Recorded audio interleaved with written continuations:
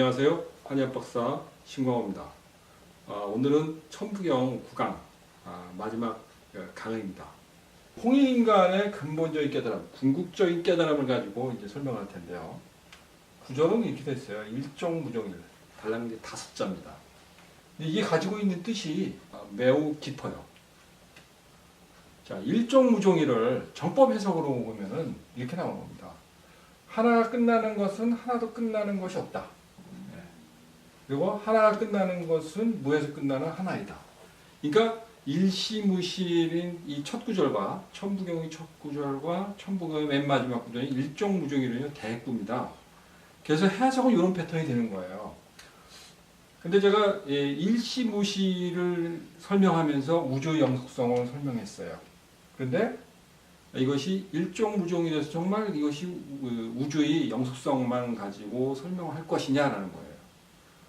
그렇다면 천부경의 작가가 좀 중복적인 얘기를 한 거거든요. 그런 정도로 만족할 수 없는 겁니다. 자, 일종무종일이라는 것은 뭘 의미하는 거냐면요. 끝을 내는 거예요. 끝을 낸다는 것은 사람이 살아가면서, 인생은 살아가면서 수도 없이 끝을 내게 되어 있습니다. 물론 한 번 생이 끝나는 것도 끝나는 거예요. 그런데 그것만 끝나는 게 아니거든요. 하룻밤 잠을 잤다가 그 다음날 아침에 일어나는 것도 끝나고 다시 시작하는 거예요. 그리고 초등학교를 들어가서 졸업을 한다. 졸업하는 것도 끝나는 겁니다. 중학교를 졸업하는 것도 끝나는 거고, 고등학교를 졸업하는 것도 끝나는 거고, 대학을 졸업하는 것도 끝나는 거예요. 우리가 책을 한 권 사가지고 책을 한 권 처음부터 끝까지 읽는 거예요. 읽는 것도 끝나는 겁니다. 이렇게 끝나는 것은 일상생활에서 많은 일들이 일어나는 현상들이 있거든요. 그런 것들 하나하나도 모두 그렇다는 얘기입니다. 앞에 이 강의에서 보면은 일무연 만왕만내, 10,000번 왔다 간다는 거죠. 10,000번 왔다 갔다 하는 것은 뭔가 한 번 시작했다 끝내고, 한 번 시작했다 끝내고, 이런 것을 반복해 나간다는 거예요.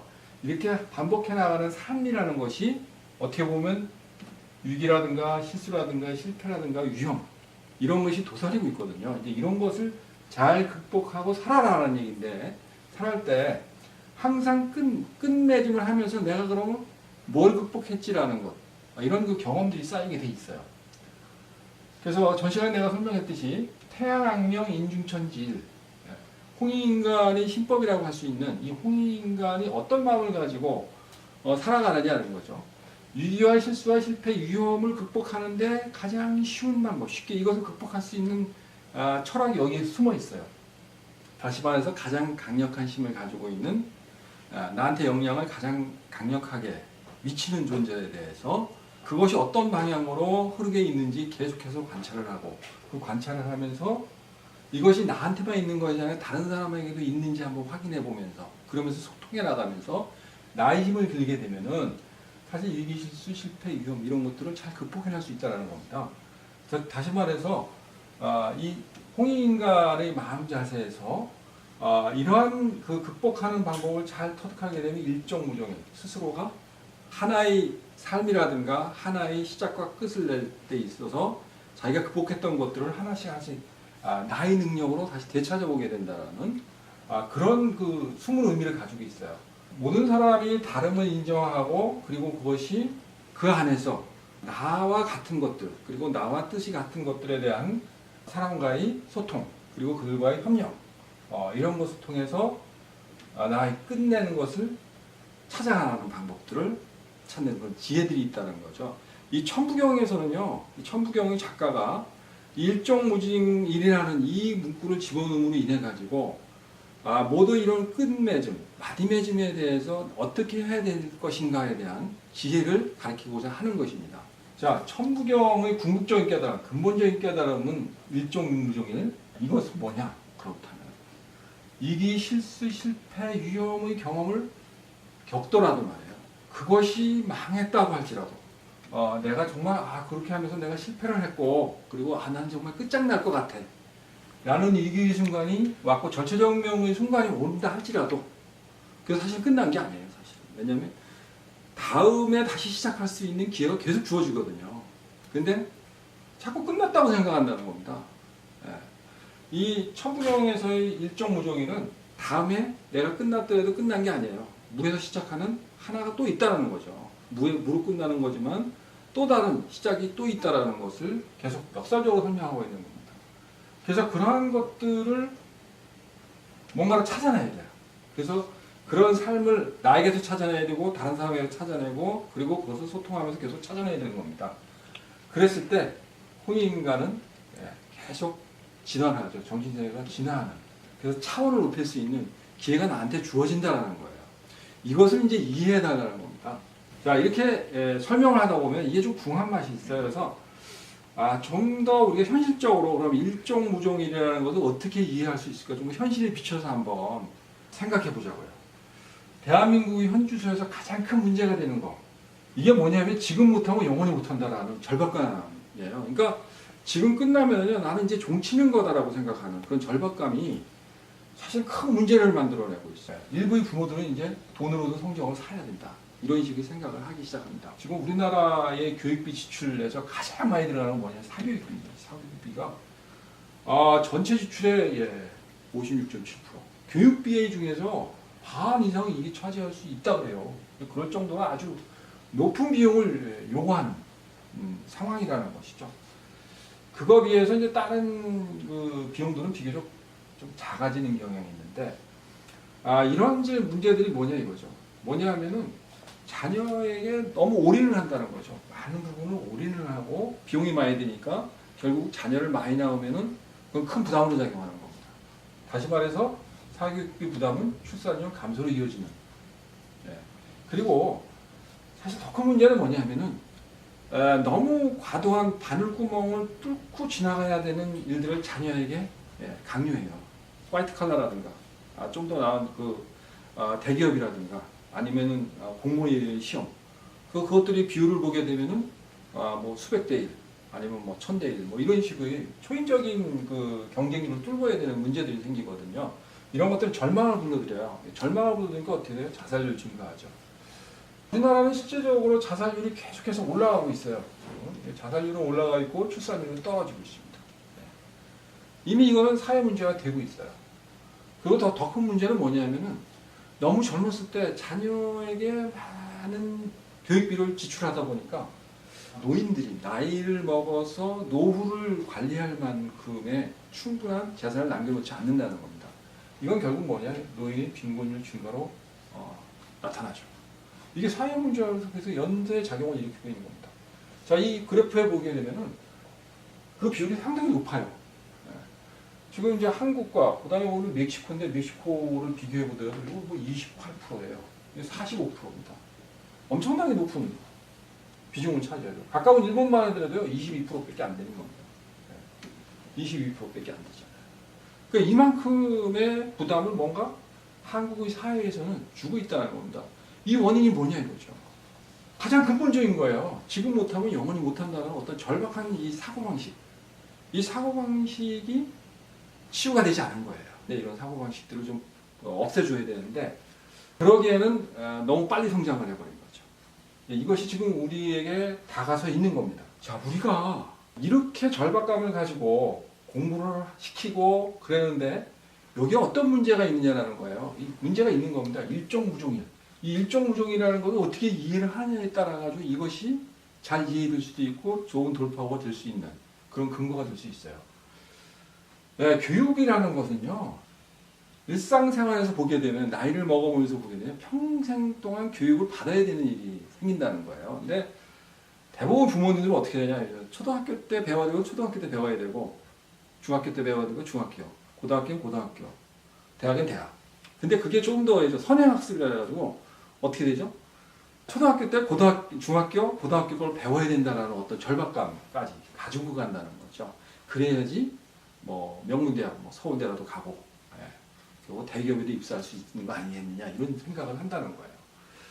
이게 어떤 문제를 일으키느냐 이거죠. 이런 생각이 바로 없는 재산, 있는 재산 딱 끌어다가 올인을 해버리는 겁니다. 자식농사를 짓는 방법이에요. 이게 보면은. 근데 이것이 상당히 그런 것에 대해서 자랑스럽게 얘기하시는 부모들이 있는데, 근데 내가 봤을 때는 이 교육열이 사실은 스스로의 목을 조이는 겁니다. 좀 잘못돼 가는 거죠. 부모님의 생각들은 대부분 그래요. 이렇게 나는 이렇게 이 높은 교육열로 자식에게 막 충분히 해줬다라고 생각할지 모르지만은 문제는 뭐냐면은 자식이 어떤 공부를 좋아할지, 자식이 어떤 분야로 스스로의 능력을 개발해야 될지라는 건 생각하지 않는다는 거예요. 뭐냐 하면은 부모가 생각하는 화이트 칼라, 부모가 생각하는 명문대학 이런 것에 집착한다는 거죠. 그래서 그런 것들을 공부를 시키기 위해 가지고 너무 간섭을 많이 한다는 거예요. 그래서 지식 습득시키는 성적을 높이기 위한 교육 위주로.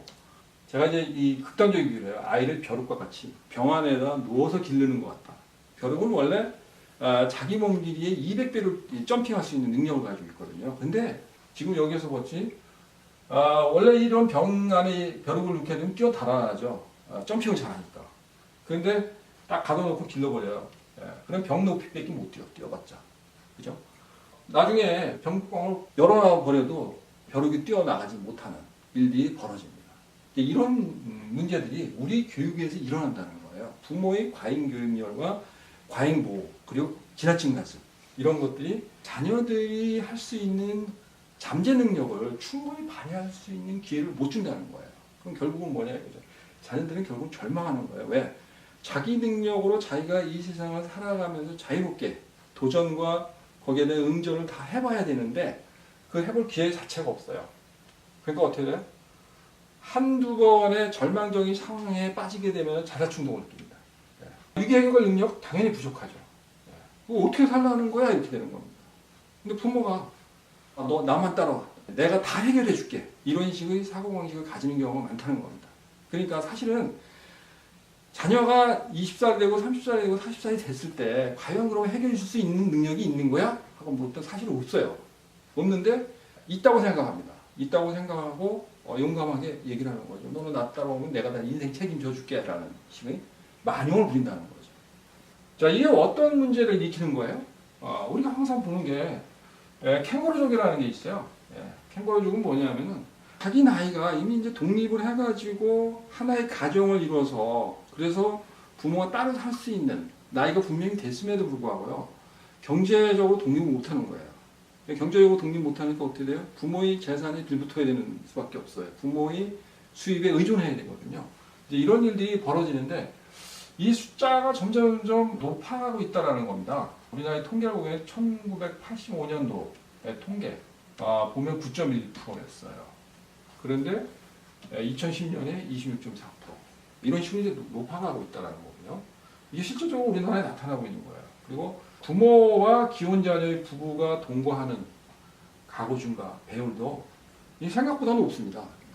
늘어나고 있는 거죠. 이건 뭐냐면은 스스로 독립할 수 있는 능력을 갖추지 못한 상태에서 공부할 수 있는 시기를 지나버리고 그다음에 결혼 정년기로 넘어가 버린 거예요. 그러니까 이건 뭐냐면은 일반적으로 부모가 자녀의 생활에 인생에 개입 안 하면 안 될 수밖에 없는 그런 상황을 만들어 버린 거죠. 악순환의 고리를 만들어 버리는 겁니다. 뭘 끊어야 되느냐 이거죠. 사실은 끝날 때까지 모든 게 끝난 게 아니라는 생각을 좀 해야 된다는 겁니다. 너무 절박하게 여기서 내가 실패했으니까 나는 인생 종치는 거야 라는 생각 버려야 된다는 거죠. 하나의 실패를 하더라도 하나의 성공을 하더라도 그것은 거기에서의 성공일 뿐이지 그 다음에 만약에 중학교를 졸업했을 때 중학교는 중학교고 고등학교 갔을 때 내가 좋은 상급학교를 갔든 아니면 뭐 좀 이 서열이 떨어지는 이 상급학교를 갔든 간에 어쨌든 거기서 잘해가지고 다시 대학을 가는 건 다른 문제거든요. 근데 마치 이 길이 정해진 것처럼 생각해버리는 그런 이제 절박한 사고방식이 문제라는 겁니다. 이 천부경 작가는요, 일종무종일이라는 것을 통해가지고, 자, 그것을 한번 고쳐봐라라는 겁니다.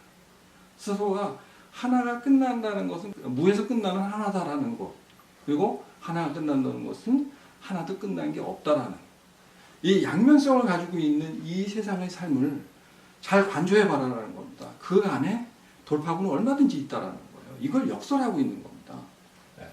이런 점에서 이 천부경의 마지막 구절, 일종무종일이라는 것은 사실 어떻게 보면은 내가 가지고 있는 습관, 내가 가지고 있던 어떤 틀을 스스로 놔버려도 이 세상 끝나는 거 아니고, 그리고 새로운 삶으로서 살아가는데, 새로운 습관을 만들어 나가는데 오히려 더 나은 모습을 만들어낼 수 있고요. 더 나은 정신세계를 형성시킬 수 있다는 겁니다.